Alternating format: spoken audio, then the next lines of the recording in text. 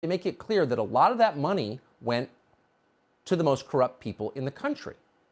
Those documents show that only about 2 in 10 Afghan recruits in the fabled security forces could read or write. That meant, among other things, they could not reliably follow orders.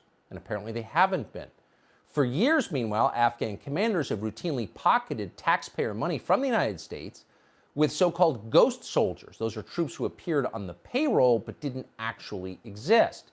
One recent assessment found that between 50 and 70% of police positions in some Afghan provinces weren't really alive. They weren't people. They existed only on paper.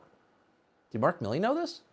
The troops who did exist sometimes used their weapons to commit crimes and shoot American troops or officials. One Norwegian observer estimated that more than 30% of Afghan police recruits would take their guns and, quote, set up their own private checkpoints to extort travelers. Between 2007 and 2013, insider attacks from Afghan forces killed or injured hundreds of coalition troops. These were signs of a major problem. Other soldiers, again with money that we sent them, began to sexually abuse children. According to a piece in the New York Times, quote, rampant sexual abuse of children has long been a problem in Afghanistan, particularly among armed commanders who dominate much of the rural landscape and can bully the population. The practice is called bakabazi, literally boy play, and American soldiers and Marines have been instructed not to intervene. In some cases, not even when their Afghan allies have abused boys on military bases.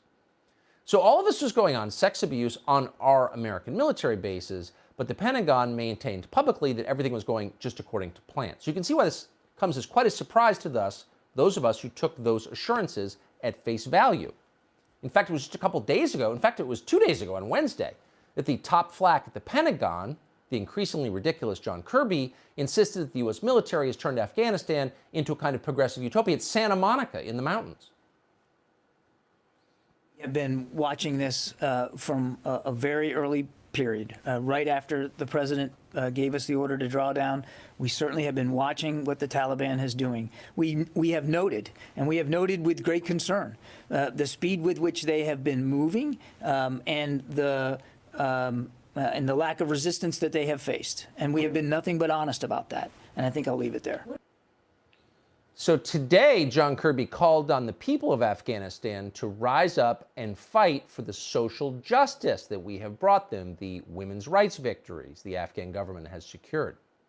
Right. Meanwhile, the actual country, quite apart from our social engineering projects, is collapsing at high speed. You're seeing pictures on your screen right now from Kunduz Air Base. The Taliban now controls it. So that's tens of millions of dollars, maybe hundreds of millions worth of mine-resistant vehicles, Humvees, drones that the Pentagon left behind in Afghanistan, and all of it now belongs to the Taliban. Yet somehow the Biden administration is still pretending maybe they have no choice, that they're in charge.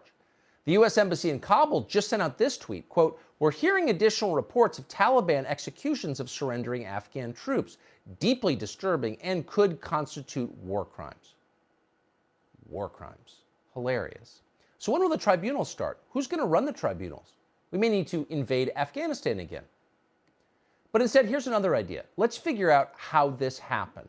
How did we spend 20 years, trillions of dollars, thousands of American lives to end up with absolutely nothing but more humiliation?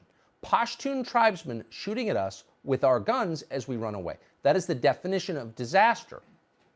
So rather than just complain about it, let's hold somebody accountable for it, for once. Half the Biden State Department had a hand in our failed Afghanistan policy, yet they're still employed there. Why is that? The Pentagon was supposed to build a functional national army in Afghanistan to protect the government, which we installed, but they didn't do that. So people didn't do their jobs and then lied about not doing their jobs, but they're still wearing the uniform of our country? Why is that? Good question. So for the first time in a long time, maybe we could hold our own leaders to account for the calamities they have caused. That's not simply a matter of justice, though it definitely is that. It is the only way to prevent disasters like this from happening again. Hey, Sean Hannity here.